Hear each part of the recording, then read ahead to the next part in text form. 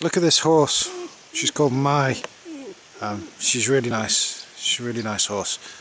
But she's trying to eat this willow dome over here. It's my willow dome I made. So I found myself in this kind of weird standoff with this horse.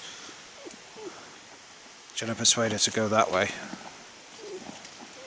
Oh my. Look at this. This is... You might want to move.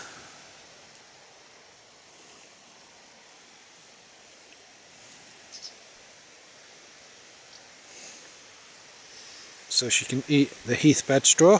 She's welcome to that. The Tormund Hill, the rushes. But she's not allowed to eat the dog. She's not allowed to eat the willow dome. And she's not allowed to eat all my currants and my gooseberries over here. I've got some jostaberries.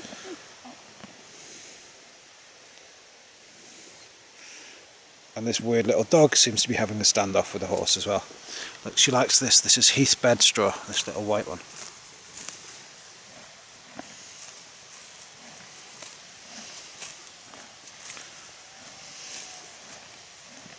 Don't know why I'm bothering. At some point she's just going to come and eat this willow dome. It's good for her. I mean, willow's brilliant. This is white willow.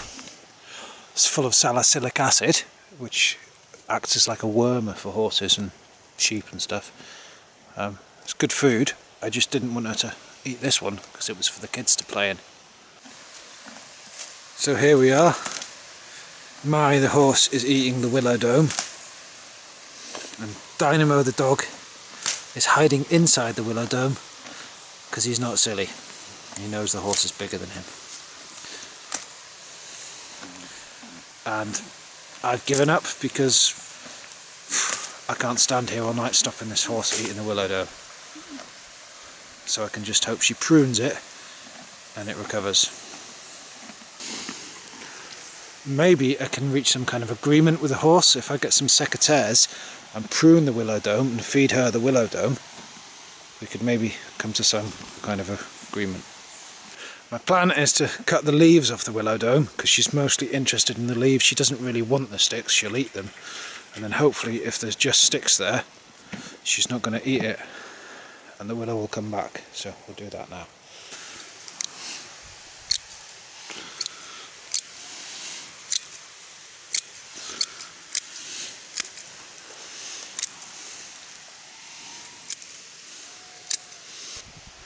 So the horse is a lot faster and a lot stronger than me, but I've got opposable thumbs and I can make hurdles. So there.